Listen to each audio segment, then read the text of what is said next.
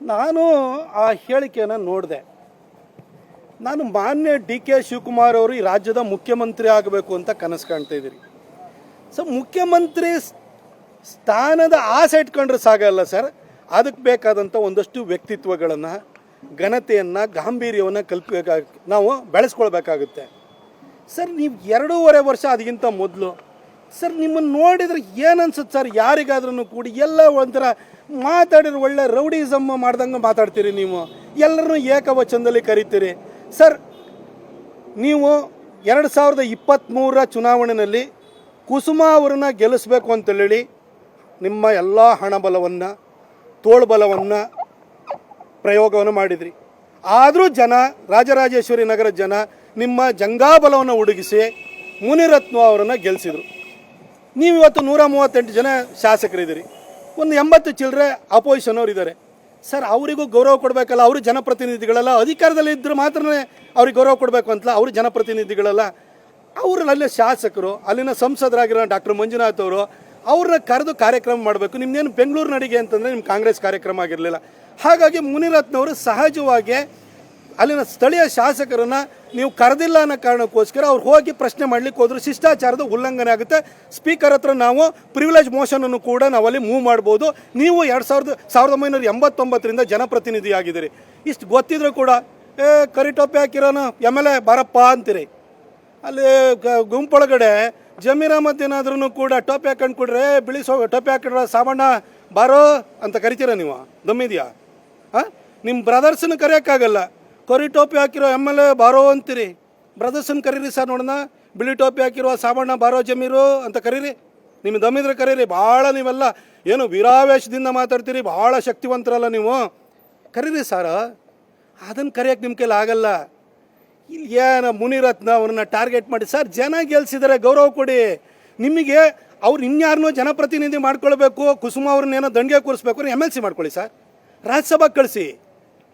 ಅದು ಬಿಟ್ಟು ನೀವು ಅಲ್ಲಿರುವಂಥ ಚುನಾಯಿತ ಪ್ರತಿನಿಧಿನ, ರಾಜರಾಜೇಶ್ವರಿ ನಗರದ ಜನ ಗೆಲ್ಸಿರುವಂಥ ಚುನಾಯಿತ ಪ್ರತಿನಿಧಿನ ನೀವು ಅವಮಾನ ಮಾಡಿಸ್ತೀರಿ ಅಂತಂದರೆ ಅಲ್ಲಿನ ಮತದಾರನ ಅವಮಾನ ಮಾಡ್ದಂಗೆ. ಯಾಕೆ ಅದನ್ನು ಮಾಡ್ತಾ ಇದ್ದೀರಿ ಸರ್ ನೀವು?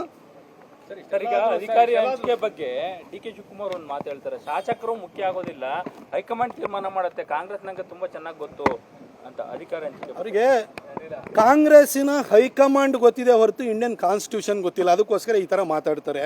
ಅದನ್ನು ಓದ್ಕೊಳ್ಳೋಕೆ ಹೇಳಿ. ಅಧಿಕಾರ ಯಾರಿಗೆ ಸಲ್ಲಬೇಕು ಅನ್ನೋದು ಒಂದು ಕ್ಷೇತ್ರದ ಜನಪ್ರತಿನಿಧಿಗೆ, ಅದು ಗ್ರಾಮ ಪಂಚಾಯತಿ ಮೆಂಬರ್ ಇರ್ಬೋದು, ಪಾರ್ಲಿಮೆಂಟೇರಿಯನ್ ಇರ್ಬೋದು, ಮಿನಿಸ್ಟರ್ ಇರ್ಬೋದು, ಸ್ಥಳೀಯ ಜನಪ್ರತಿನಿಧಿಗಳಿಗೆ ನಾವು ಆಹ್ವಾನ ಕೊಡಬೇಕು. ಅವರ ನೇತೃತ್ವದಲ್ಲೇ ನಾವು ಕಾರ್ಯಕ್ರಮವನ್ನು ಮಾಡಬೇಕು. ನಿಮ್ಮ ಮಿನಿಸ್ಟರ್ ಆದರೆ ಬರಲಿ, ನಿಮ್ಮ ಕಾಂಗ್ರೆಸ್ಸಿನ ಯಾರು ಇದ್ದಾರೆ, ನಿಮ್ಮ ಕಾರ್ಯಕರ್ತರು ಯಾರಿದ್ದಾರೆ, ನಿಮಗೆ ಪ್ರೀತಿ ಪಾತ್ರರು ಯಾರಿದ್ದಾರೆ, ಬಂದು ನಿಮಗೆ ಬುಕ್ಕೆ ಕೊಟ್ಟು ರಿಸೀವ್ ಮಾಡ್ಬೋದೇ ಹೊತ್ತು ವೇದಿಕೆ ಮೇಲೆ ಕೂರಿಸ್ಕೊಳ್ಳೋಕ್ಕಾಗಲ್ಲ. ವೇದಿಕೆ ಮೇಲೆ ಹೆಂಗೆ ಕೂರಿಸ್ಕೊಳ್ತೀರಿ? ಯಾವ ಶಿಷ್ಟಾಚಾರದ ಅನುಗುಣವಾಗಿ ನೀವು ವೇದಿಕೆ ಮೇಲೆ ಕೂರಿಸ್ಕೊಳ್ತೀರಿ? ಇಡೀ ಕ್ಷೇತ್ರದಲ್ಲಿ ಹಿಂದಿನ ದಿನ ಎಲ್ಲ ಕಡೆ ಫ್ಲೆಕ್ಸು ಕುಸುಮಾ ಅವ್ರದ್ದಿದೆ. ಕುಸುಮಾ ಅವ್ರಿಗೂ ರಾಜರಾಜೇಶ್ವರಿ ಕ್ಷೇತ್ರದ ಡಿಫಿಟೆಡ್ ಕ್ಯಾಂಡಿಡೇಟ್ ಅಷ್ಟೇ. ಜನ ಅವ್ರಿಗೆ ಆಶೀರ್ವಾದ ಮಾಡಿಲ್ಲ. 2028 ಮತ್ತೆ ಪ್ರಯತ್ನ ಮಾಡಲಿ, ಅವ್ರಿಗೆ ಒಳ್ಳೇದಾಗಲಿ, ನಾವೇನು ಅವ್ರಿಗೆ ಕೆಟ್ಟದಾಗಲಿ ಅಂತ ನಾವು ಬಯಸಲ್ಲ. ಆದರೆ ಜನ ಕೊಡೋದು ಅಧಿಕಾರವನ್ನು ನಿಮಗೆ ಡಿ ಕೆ ಶಿವಕುಮಾರ್ ಅವರು ನಿಮಗೆ ಬೇಕಾದವರು, ಕಾಂಗ್ರೆಸ್ಸಿನ ನಾಯಕರು, ಕಾಂಗ್ರೆಸ್ ಪಕ್ಷ ನಮ್ಮದು ಅನ್ನೋ ಕಾರಣಕ್ಕೆ ಪಕ್ಷವನ್ನು ಇಟ್ಕೊಂಡ್ಬಿಟ್ಟು ನೀವು ಅಧಿಕಾರ ನಡೆಸೋಕ್ಕೆ ಬರಬಾರ್ದು. ಅಲ್ಲಿಗೆ ಸ್ಥಳೀಯ ಜನಪ್ರತಿನಿಧಿಗಳಿಗೆ ಗೌರವ ಕೊಡೋ ಕೆಲಸ ಮಾಡಬೇಕು. ಡಿ ಕೆ ಶಿವಕುಮಾರ್ ಅವರೇ ಶಾಶ್ವತವಾಗಿ ಯಾರಿಗೂ ಅಧಿಕಾರ ಇರಲ್ಲ. 2028ಕ್ಕೆ ನೀವು ಜಾಬ್ಲೆಸ್ ಆಗೇ ಆಗ್ತೀರಿ. ಅವಾಗ BJP ಅವ್ರು ಹಿಂಗೆ ನಡ್ಕೊಳಕ್ಕಾಗುತ್ತಾ? ಗೌರವನ ಕೊಡುವಂಥದ್ದನ್ನು ಕಲ್ತ್ಕೊಳ್ಳಿ ಸರ್. ಸಿದ್ದರಾಮಯ್ಯ ಅವರು ಸುಮ್ಮನೆ ಇರುವಂತದ್ದು ಯಾಕಿದ್ರು? ಯಾವ ಕಾರಣಕ್ಕೂ ಸೈಲೆಂಟ್ ಆಗಿದ್ದಾರೆ? ಯಾಕಂದ್ರೆ ಮುನಿರತ್ನ ಅವ್ರು ಹೇಳ್ತಾರೆ ಮಾಟ ಮಂತ್ರ ಮಾಡ್ಕೊಂಡು ಡಿ ಕೆ ಶಿವಕುಮಾರ್ ಸುಮ್ಮನಾಗ್ಬಿಟ್ಟಿದ್ದಾರೆ ಸಿದ್ದರಾಮಯ್ಯ ಅವ್ರನ್ನ ಅಂತ. ನನಗೆ ಗೊತ್ತಿಲ್ಲ ಅಂಥ ವಿಚಾರದ ಬಗ್ಗೆ ಎಲ್ಲ ಗೊತ್ತಿಲ್ಲ.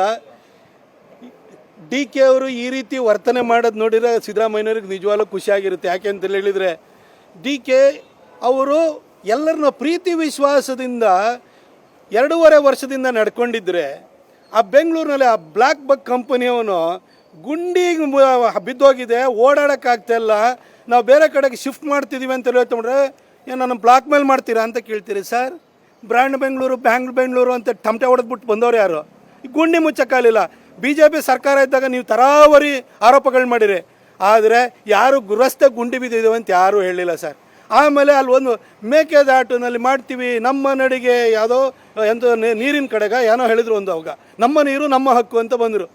ಆಯ್ತಾ ಸರ್, ಮೇಕೆದಾಟು 2.5 ವರ್ಷ ಆಯಿತು, ಸ್ಟಾಲಿನಿಗೆ ಒಂದು ಮಾತು ಹೇಳೋಕ್ಕಾಗಲ್ಲ, ಮತ್ತು ಕೇಂದ್ರ ಸರ್ಕಾರದ ಹತ್ರ ಬೆರಳು ತೋರಿಸ್ತೀರಿ. ಇಂಥ ಪರಿಸ್ಥಿತಿ ಬಂದು ಸರ್, ನಿಮ್ಮ ಈ ನಡತೆಯಿಂದಾಗಿ ಸಿದ್ದರಾಮಯ್ಯನವರು ಆರಾಮಾಗಿದ್ದಾರೆ. ನಾನು ಡಿ ಕೆ ಶಿವಕುಮಾರ್ ಅವರೇ, ನೀವು ಕೂಡ 1989ರಲ್ಲಿ ಕಾಂಗ್ರೆಸ್ಸಿಂದ ನೀವು ಆಯ್ಕೆ ಆದಂಥವ್ರು, MLA ಆದವರು, ಮಂತ್ರಿ ಆಗಿದ್ದೀರಿ, ಈಗ ಉಪಮುಖ್ಯಮಂತ್ರಿ ಆಗಿದ್ದೀರಿ. ನೀವು ಮುಖ್ಯಮಂತ್ರಿ ಆಗಬೇಕು ಅನ್ನೋ ನಿಮ್ಮ ಆಸೆ ಖಂಡಿತ ನಾನು ತಪ್ಪು ಅಂತ ಹೇಳಿದ್ರೆ, ಯಾಕೆಂದರೆ ಇಲ್ಲಿರುವಂಥವ್ರು ಒಬ್ಬ MLA ಆದ ಕೂಡಲೇ ಮಂತ್ರಿ ಆಗಬೇಕು, ಮಂತ್ರಿ ಆದರೆ ಮುಖ್ಯಮಂತ್ರಿ ಆಗಬೇಕು ಅಂತ ಬಯಸ್ತಾನೆ. ನೀವು ಹೆಚ್ಚು ಕಡಿಮೆ 40 ವರ್ಷದಿಂದ ಚುನಾಯಿತ ಜನಪ್ರತಿನಿಧಿ ಆಗಿದ್ದೀರಿ, ನಿಮಗೆ ಆಸೆ ಇರೋದು ತಪ್ಪಲ್ಲ. ಆದರೆ ಜನ ನಿಮ್ಮ ವರ್ತನೆ ಅನ್ನೋದು, ನಿಮ್ಮ ನಡವಳಿಕೆ ಇರೋಂಥದ್ದು ನಾಳೆ ಬೆಳಗ್ಗೆ ಡಿ ಕೆ ಶಿವಕುಮಾರ್ ಅವರು ಮುಖ್ಯಮಂತ್ರಿ ಆಗಬೇಕು ಅಂತ ಜನನ ಮನಸ್ಸಿಗೆ ಅನ್ನಿಸ್ಬೇಕು. ಆ ರೀತಿ ನಡ್ಕೊಳ್ಳಿ ಸರ್. ಇಲ್ಲಾಂದರೆ ಸಿದ್ದರಾಮಯ್ಯನವರು ನಿಮ್ಮ ನಡವಳಿಕೆನೇ ಮುಂದೆ ಮಾಡಿ ಇವ್ರ ಕೆಲ ನಿಮ್ಮನ್ನು ರೂಲ್ ಮಾಡೋಕ್ಕಾಗಲಿ, ಇವ್ರು ಬಂದರೆ ಬರೀ ರೌಡಿಸಮ್ ಮಾಡ್ತಾನೆ ಅನ್ನೋ ಥರದ ನಿಮ್ಮನ್ನು ಬಿಂಬಿಸ್ಬಿಟ್ಟು ನಿಮ್ಮನ್ನು ಹಾಳು ಮಾಡ್ತಾರೆ. ದಯವಿಟ್ಟು ಇದಕ್ಕೆ ಆಸ್ಪದ ಕೊಡೋಕೆ ಹೋಗಬೇಡಿ, ನಿಮ್ಮ ಬಗ್ಗೆ ಕನ್ಸರ್ನ್ ಇಟ್ಕೊಂಡು ಹೇಳ್ತಾ ಇದ್ದೀನಿ. ಸರ್, ನನ್ನ ಪ್ರಶ್ನೆ ಅದೇ ಆಗಿತ್ತು. ಅಂದ್ರೆ CM ಗಾದಿ ಇತ್ತಲ್ಲ, ಆ ವಿಚಾರಕ್ಕೆ ಶಾಸಕರು ಬೆಂಬಲ ಇಂಪಾರ್ಟೆಂಟ್, ಅಂದ್ರೆ ಶಾಸಕರ ಸಂಖ್ಯೆ ಇಂಪಾರ್ಟೆಂಟ್ ಅಲ್ಲ, ಹೈಕಮಾಂಡೇ ಮುಖ್ಯ. ಹೈಕಮಾಂಡ್ ತೀರ್ಮಾನ ಮಾಡುತ್ತೆ ಅದನ್ನ, ಯಾರು ಯಾವಾಗ ಎಲ್ಲಿರ್ಬೇಕು ಅನ್ನೋದನ್ನ ಅಂತ. ಅವರ ಹೈಕಮಾಂಡ್ ತೀರ್ಮಾನ ಮಾಡುವಂಥದ್ದು ಇಷ್ಟೇ. ಪ್ರತಿ ತಿಂಗಳು DK ಏನಾದರೂ 100 ಕೋಟಿ ಕಳಿಸ್ತಾ ಇದ್ದಾರೆ ಅಂತಂದರೆ, ಸಿದ್ದರಾಮಯ್ಯ 150 ಕೋಟಿ ಕಳಿಸಿದರೆ ಸಿದ್ದರಾಮಯ್ಯ ಅಧಿಕಾರದಲ್ಲಿ ಮುಂದುವರಿತಿರ್ತಾರೆ. DK ಒಂದು 100-200 ಕೋಟಿ ಕಳಿಸಿದ್ದು ಸಿದ್ದರಾಮಯ್ಯವರು 50 ಕೋಟಿ ಕಳಿಸಿದರೆ DK ಮುಂದುವರಿಸ್ತಾರೆ. ಇದು ಅವ್ರ ಹೈಕಮಾಂಡ್ ನಿಯಮ ಇರುವಂಥದ್ದು. ಅವರಿಗೆ ಇದು ಈ ಸಾರ್ವಜನಿಕ ಜೀವನದ ಬಗ್ಗೆ ಅವ್ರು ಮಾತಾಡ್ತಿಲ್ಲ. ಅವ್ರ ಹೈಕಮಾಂಡ್ ತೀರ್ಮಾನ ಈ ಥರ ಇರುತ್ತೆ. ಸೂಟ್ ಕೇಸ್ ಯಾರು ಜಾಸ್ತಿ ಕಳಿಸ್ತಾರೆ ಅವ್ರ ಅಧಿಕಾರದಲ್ಲಿ ಮುಂದುವರಿತಾರೆ. ಸೂಟ್ ಕೇಸ್ ಏನಾದ್ರು ಸರಿಯಾಗಿ ಕಳಿಸ್ಲಿಲ್ಲ ಅಂತಾರೆ, ಅವ್ರನ್ನ ಇಳಿಸ್ಬಿಟ್ಟು ಬೇರೆಯವ್ರನ್ನ ಚೇಂಜ್ ಮಾಡ್ತಾರೆ ಅಷ್ಟೇ.